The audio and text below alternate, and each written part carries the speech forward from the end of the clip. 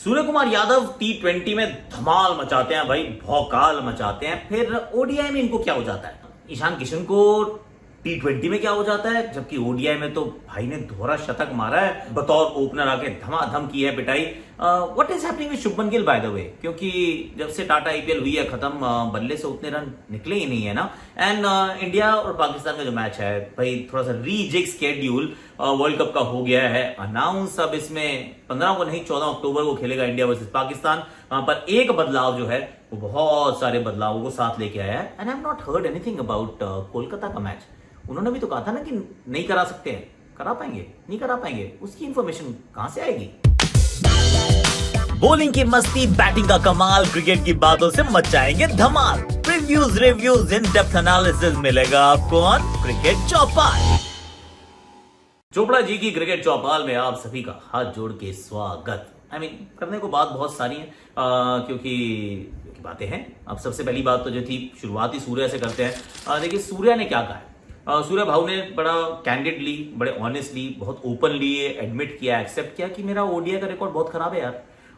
तो इसमें कोई शर्म की कोई बात नहीं है, इसमें छुपाने वाली भी कोई बात नहीं है। जो बात आप कह रहे हैं वो तो मुझे ऑलरेडी पता है कि मेरे उतने रन नहीं बनाए हैं, इससे मैं बेहतर खिलाड़ी हूं, लेकिन अभी तक रन नहीं बने हैं। अब उन्होंने ये भी कहा कि मुझसे रोहित और विराट कोहली ने, रोहित और राहुल द्रविड़ ने भी ये बोला है कि देखिए अभी आपको थोड़ा सा और इस फॉर्मेट को समझना पड़ेगा। And he is not the only one. वो पहले खिलाड़ी भी नहीं है जिनको एक फॉर्मेट से दूसरे फॉर्मेट में थोड़ा सा समय लग रहा है to actually shift from one format to the other. अब समस्या क्या आती है और उसका समाधान क्या हो सकता है, आज का इन टॉपिक्स पे एक्चुअली बात है। तो समस्या तो सबसे पहले ये आती है कि आपको हर फॉर्मेट की एक नब्ज होती है, उस नब्ज को समझना बड़ा जरूरी होता है कि भाई किस रिदम पे वो चलता है। अब जैसे रोहित शर्मा को अगर आप देखें, रोहित शर्मा जब टेस्ट क्रिकेट खेल रहे थे बतौर मिडिल ऑर्डर, यू फेल्ट कि ना अभी उस फॉर्मेट के साथ कंफर्टेबल नहीं है, कि अच्छी बैटिंग कर रहे हैं फिर एक खराब शॉट, अच्छी बैटिंग करते करते फिर एक खराब शॉट। आप कहते यार सब कुछ ठीक ही तो चल रहा था। ये रोहित शर्मा के एक्टिव टेस्ट करियर का शुरुआत का पैटर्न था, लेकिन उसके बाद जब से ओपन करनी शुरू की, ही जस्ट अंडरस्टूड द पल्स। एकदम प्यार से उस पल्स को समझा है। और अब ऐसा लगता है कि रोहित को टेस्ट मैचेस में, मतलब टेस्ट मैच से, टेस्ट क्रिकेट से इश्क हो गया। It takes time. और ये तो हम तब बात कर रहे हैं जब रोहित शर्मा का करियर कब शुरू हुआ था, 8-10 साल का अंतरराष्ट्रीय करियर के बाद अभी ही टुक सम टाइम टू अंडरस्टैंड कि अब दूसरे फॉर्मेट का पल्स क्या है। डेब्यू टेस्ट में शतक जड़ दिया था इन्होंने और खराब प्रदर्शन नहीं था, पर समस्याएं थी। अब सूर्य कुमार यादव के साथ क्या होता है कि जब तो T20 क्रिकेट खेलते हैं तो वो एकदम शताब्दी, राजधानी, वंदे भारत एक्सप्रेस, मतलब उस तरीके से भागती है इनकी गाड़ी, बहुत तेज भागती है बुलेट ट्रेन की तरह। ये फिर रुकने का नाम नहीं लेते। ये कॉन्स्टेंटली दबाव डालते रहते हैं। हर गेंद जो है वो एक इवेंट के रूप में होती है और उसमें डॉट बॉल की कोई जगह नहीं होती। लगातार बल्ला चलता रहता है, कभी इधर कभी उधर, कॉन्स्टेंटली थिंकिंग कि अगली गेंद कहां डालने वाला है गेंदबाज और फिर मैं कहां मारूंगा। He is totally occupied, mentally totally occupied कि मेरा ये गेम प्लान है, मुझे उसके साथ स्टिक करना है। ओडीआई क्रिकेट जब खेलते हैं तो ओडीआई क्रिकेट के वो अभी पल्स की जो हम बात करें ना, वो नहीं समझ पाते, क्योंकि हर गेंद पे मारने से काम चलता नहीं है। आपने एक स्वीप मार दिया, अगली बॉल क्या, बॉलर भी ढीठ होते हैं, एक ही जगह पे बॉल डालते रहते हैं, क्योंकि भाई ओडीआई क्रिकेट है, टाइम है यार हमारे पास। हम क्यों, आपने एक चौका मार दिया तो मैं कुछ अलग करूं, ठीक है एक और बॉल डाल दो, मार लो चौका। तो जोखिम उठाने के बाद अगर आप T20 में चौका पाते हैं ना, तो अगली गेंद पर बॉलर हो जाता है डिफेंसिव। फिर वो कहता है भाई सिंगल ले लो, दूसरे एंड पे चला जा प्लीज, मेरा ओवर बहुत खराब हो रहा है। और ओडीआई में क्या कहता है कोई बात नहीं, मार ले यार, इट्स ओके, अभी तो पीछे फील्डर और भी है, अभी तो मेरा 10 ओवर का स्पेल है, तो मेरे को कोई फर्क नहीं पड़ता, आप मेरे को 2 चौके मार लोगे, मैं फिर एक जगह पे दोबारा वैसी बॉल डालने की कोशिश करूंगा। तो कंसिस्टेंटली, पेशेंटली आप एक ही जगह पे गेंदबाजी करते हैं, जैसे टेस्ट में आप हमेशा करते हैं, ओडीआई में उसके बाद सेकंड नंबर पे करते हैं। T20 में आप एक जगह गेंदबाजी करते ही नहीं है, एक ओवर में 6 गेंदें आप एक जगह पे डालने की कोशिश ही नहीं करते हैं, जबकि वनडे में आप ये कर लेते हैं और टेस्ट में करने की कोशिश हमेशा करते हैं। सिंगल्स इज अनदर थिंग, कि अगर ओडीआई क्रिकेट को समझना होगा तो सिंगल्स बड़े निकालने पड़ेंगे कि सिंगल सिंगल सिंगल सिंगल करके गेम चलाएं। चौका नहीं आता, लेकिन आपको उस बात से कोई फर्क नहीं पड़ता, और फिर देन यू एक्सेलरेट। तो अब टीम ने इनको बोला है कि आप ये समझिए कि हमें आपसे 40 से 50 गेंदें चाहिए, 35 से 50 ओवर का वो समय है जिसमें आपको खेलना है। अगर आप उसमें 50 गेंदें खेल गए तो we are fine, we are happy. तो उसके लिए तैयार कर रहे हैं, पर क्या तैयार हो पाएंगे, विश्व कप से पहले सब कुछ हो पाएगा, वी आर नॉट श्योर। क्योंकि as tempting an option as he is, अभी तक ओडीआई के आंकड़े काफी साधारण है और इन्होंने एडमिट भी किया है, और ये जरूरी है। अगर आप एडमिट करेंगे ना तो फिर सुधार की गुंजाइश है। अगर आप एडमिट ही नहीं करेंगे कि कोई कमी है, तो फिर आप उसकी तरफ कोई काम नहीं करेंगे। तो acceptance is the first step towards improvement. पहले भाव अब यहीं से अकेले तो नहीं है जो फंसे हुए हैं, ईशान किशन को ये दिक्कत हुई है और ओडीआई क्रिकेट में थोड़ा शतक भाई ने बतौर ओपनर मारा है, लेकिन जब जब टी20 खेलते हैं, टी20 आईएस खेलते हैं, टी20 international, and let's not confuse T20 international with IPL, क्योंकि आईपीएल में क्या होता है 14 मैच का आपका लंबा सीजन होता है। अगर आप top of the order batting करते हैं और अगर आप महत्वपूर्ण खिलाड़ी हैं जैसे ईशान किशन मुंबई इंडियंस के लिए हैं, तो फिर आपकी जगह रहती है सिक्योर। आप एक तरीके से खेलते रहते हो। आपको पता है कि आज मैच खेलूंगा, फिर फ्राइडे को खेलूंगा, फिर संडे को होगा, फिर ट्यूसडे को होगा, फिर फ्राइडे को होगा। आई मीन इतने मैचेस हैं, so you find your rhythm at some stage, तो वो उसमें दिक्कत नहीं होती। लेकिन जब आप टी20 इंटरनेशनल खेलते हैं तो एक श्रृंखला आती है वो 3 महीने में। अब उस श्रृंखला के अंदर अगर आपकी शुरुआत अच्छी नहीं हुई तो सडनली यू स्टार्ट थिंकिंग, क्योंकि बड़े लिमिटेड नंबर ऑफ मैचेस हैं, आपकी जगह पूरी तरह से अभी पुख्ता नहीं है, पीछे कोई ना कोई वेट कर रहा है। तो अगर कोई वेट कर रहा है और आपके ऊपर दबाव है तो sometimes you tend to forget कि भाई मेरा टेम्पलेट क्या था। इनफैक्ट अगर आप इनकी ये वाली श्रृंखला अगर देखेंगे तो जिसमें 2 ही मैच खेले वैसे, पर 50% से ज्यादा डॉट गेंदे हैं इनकी। ये इतनी डॉट गेंदे नहीं खेलते थे ईशान किशन, तो ये एक अभी भी समझने की कोशिश कर रहे हैं एंड कर जाएंगे, क्योंकि युवा है, देखिए समय है इनके पास, ऐसा नहीं है कि नहीं कर पाएंगे, इस खेल को नहीं समझे, क्योंकि डीएनए में इनके टी20 वाली क्रिकेट बहती है, तो ये बड़ा अच्छा है, ये रगों में इनके टी20 बहता है, तो वो समझ जाएगा। ईशान किशन को नहीं होने वाली प्रॉब्लम, पर at this point in time जो प्रॉब्लम है वो है शुभमन गिल के फॉर्म के साथ। टाटा आईपीएल मतलब बहुत जगह मैंने पढ़ा कि किंग, अब ये प्रिंस नहीं है, किंग है, क्योंकि किंग एंड प्रिंस का बड़ा चलता रहता है। Kohli is the king, Prince is Shubman Gill, वो किंग है, ये एयर अपेरेंट है, नेक्स्ट इन लाइन। अभी तो ये भी लिख दिया था किसी ने कि डीथ्रोन कर दिया, now Shubman is the new king. ऐसी बैटिंग की उन्होंने, बिल्कुल की, लेकिन उसके बाद WTC का फाइनल होता है, रन वहां नहीं बनते हैं ज्यादा, 2 टेस्ट मैचेस खेलते हैं, रन वहां नहीं बनते हैं। उसके बाद 3 ODI खेलते हैं, उसमें 1 अर्धशतक बनता है, 1.34 का स्कोर है, 3 T20Is हो चुके हैं, तीनों में सिंगल डिजिट स्कोर है। तो ये वाला जो वेस्ट इंडीज का दौरा है, इसमें तो ऐसा लग रहा है कि बिल्कुल भी रन नहीं बने। There is 150 plus score and there is nothing. In fact since the Tata IPL का फाइनल एक भी अर्धशतक नहीं बना है, 3-3.5 महीने का समय बीत चुका है।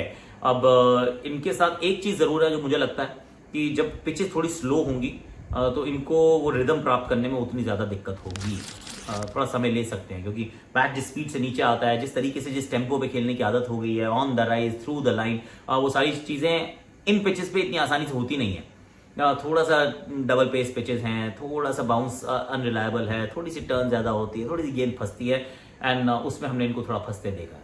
तो ये वाली एक चीज देखनी पड़ेगी, क्योंकि जब जब आप बतौर ओपनर खेलेंगे, हमने ईशान किशन को देखा, उनको हमने टीम से बाहर होते देखा पिछले मैच में। अब ऐसा नहीं है कि 2 मैच के बाद आपको बाहर कर देना चाहिए, तो उसी अगर यार्ड स्टिक से तो शुभमन गिल को भी कर देना चाहिए, पर नहीं होंगे, दोनों तो नहीं इकट्ठे बाहर होने वाले हैं। पर अगर आप ओपन करते हैं खासतौर से व्हाइट बॉल क्रिकेट के अंदर, तो आपके ऊपर स्क्रूटनी सबसे ज्यादा होगी। आपके पास मौका सबसे ज्यादा रन बनाने का, लेकिन आपके ऊपर स्क्रूटनी भी सबसे ज्यादा होगी कि भैया रन नहीं बनाया तो एकदम से हाईलाइट हो जाता है। नंबर 6 पे आप रन नहीं बनाते तो फिर हम जैसे लोग ही बैठ के कहते हैं कोई बात नहीं है, मुश्किल है, देखो ऐसा आसान नहीं है। लेकिन जब ओपनर रन नहीं बनाता तो हम ही कहते हैं कि भैया देखिए रन बनाने पड़ेंगे, क्योंकि अगर भारत के 1-2 ओपनर शुरुआत अच्छी नहीं देंगे। In fact let's be very honest, जब से वर्ल्ड कप खत्म हुआ है, इनफैक्ट जब से वर्ल्ड कप शुरू हुआ था 2022 में T20 वर्ल्ड कप, उससे लेकर अभी तक हमारा opening combination is the worst in the world. सबसे एक साधारण रहा है, जिसमें 14 का कुल औसत रहा है और 5.8 रन प्रति ओवर हमने बनाए हैं, तो हमने कुछ किया ही नहीं है। ना हमारे पार्टनरशिप बनी है, ना ही हमने 23 रन बनाए हैं। अब उसमें वर्ल्ड कप के बाद से 10 मैच खेले, जिसमें से आई थिंक 11 मैच खेले, जिसमें 9 तो शुभमन गिल खेले हैं। ईशान किशन ऑलमोस्ट सारे मैचेस खेले हैं, तो ऐसा नहीं है कि मौके कम मिल रहे हैं, ये तो साथ में ही खेल रहे हैं। तो लेकिन है, शुभमन गिल पे दबाव रहेगा और इस श्रृंखला में रहने वाला है। और समस्या ये है, समस्या उनके दृष्टिकोण से है, भारत के दृष्टिकोण से इतनी नहीं है, क्योंकि भारत में टैलेंट पूल बहुत बड़ा है। पर उनके दृष्टिकोण से ये है कि अगर रन नहीं बनाएंगे तो फिर अगली गाज उन पे गिरेगी कि भाई साहब देखो वो रन नहीं बना रहे। अब वो आइलैंड जाएंगे नहीं, आइलैंड जो जाएगा अगर वो रन बनाएगा, मान लीजिए Ruturaj has a great run in the island series, तो फिर सभी लोग बोलेंगे यार ऋतुराज देखो आईपीएल में भी अच्छा किया था, ऋतुराज को तो मौके भी कम मिल रहे हैं, तो ऋतुराज को खिलाओ, T20 में उनको खिला लो। आई एम जस्ट सेइंग कि ये रन बनाने पड़ेंगे। बाकी स्केड्यूल भी आ गया भाई, आईसीसी के जो वर्ल्ड कप के फाइनल स्केड्यूल अब आ चुके हैं, जिसके अंदर भारत का जो मैच था 15 तारीख को था, 15 October at Ahmedabad, India versus Pakistan. अब वो 14 तारीख को खेला जाएगा। ठीक है, वैसे तो क्या ही फर्क पड़ता है कि 15 को खेलो या 14 को खेलो, पर 14th if I were to check, I thought it's a weekday, right? मैं जरा एक बार देख लेता हूँ। 14 इज अ सैटरडे, चलो ठीक है, 15 को था 14 को, तो क्या फर्क पड़ रहा है। अब ब्रॉडकास्टर को इस बात से कोई बहुत लंबा चौड़ा फर्क नहीं पड़ना चाहिए लॉजिकली, क्योंकि सैटरडे का मैच है। पर जिन लोगों ने भाई होटल्स में और हॉस्पिटल में अपने रूम और बेड्स बुक करवाए थे वो फंस गए, क्योंकि वैसे भी नहीं मिल रहे थे। अब आपने 15 के दृष्टिकोण से कर तो लिया, लेकिन अब 15 वाला मैच तो 14 को हो रहा है गुरुजी, तो वहां पे एक का कहानी है। पर एक से तो बदलेंगे नहीं, इसका मतलब उसका कास्केडिंग इफेक्ट तो होना ही होना है। तो अब जो पाकिस्तान का मैच था, दैट इज इंपॉर्टेंट राइट, क्योंकि पाकिस्तान 12 अक्टूबर को हैदराबाद में वो पाकिस्तान वर्सेस श्रीलंका का मैच होना था। वो हैदराबाद में होना था, 12 तारीख को होना था, वो 10 तारीख को खेला जाएगा, ताकि Pakistan also gets 4 days to actually recuperate. वरना 10 के बाद 12 वो खेलते, उसके बीच में ट्रैवल करते तो काहे कर पाते, नहीं हो पाता। तो वो एक बदलाव हुआ है। भारत का एक और मैच है जिसको चेंज किया गया है, वो है इंडिया वर्सेस नेदरलैंड्स। ये 12 नवंबर को होगा, पहले 11 को था, उसको शिफ्ट करके अब 12 को कर दिया गया है। वेन्यूज चेंज नहीं हुए हैं, सिर्फ डेट्स चेंज हुई हैं। बाकी भी कुछ मैचेस है जिनके रिस्केड्यूलिंग हुई है। उसमें अब ये बात जरूर होगी, क्योंकि पाकिस्तान का मुकाबला जो है वो 12 वाला 10 को हो रहा है, तो 10 तारीख को अब 2 मुकाबले सेम टाइम पे स्टार्ट होंगे, जिसमें एक है इंग्लैंड वर्सेस बांग्लादेश। ये मैच धर्मशाला में होगा। पाकिस्तान वर्सेस श्रीलंका ये भी 10 तारीख को होगा, ये 2 बजे शुरू होगा, ये हैदराबाद में होगा। तो ये एक मतलब आइडियल तो नहीं है, पर अब है तो है भाई, क्या कर सकते हैं।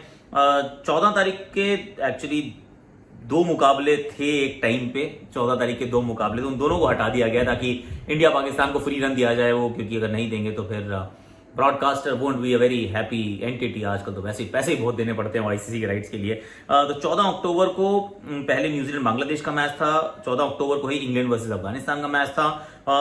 15 तारीख को एक ही मैच था, ऑफकोर्स इंडिया पाकिस्तान खेलने वाले थे, अब वो बदल चुका है। अब इंडिया पाकिस्तान खेलेंगे 14 तारीख को, तो 13 अक्टूबर को न्यूजीलैंड बांग्लादेश खेल लेंगे, और 15 तारीख को इंग्लैंड वर्सेस अफगानिस्तान हो जाएगा। तो 14 अक्टूबर को सिर्फ इंडिया पाकिस्तान के ऊपर फोकस किया जाएगा।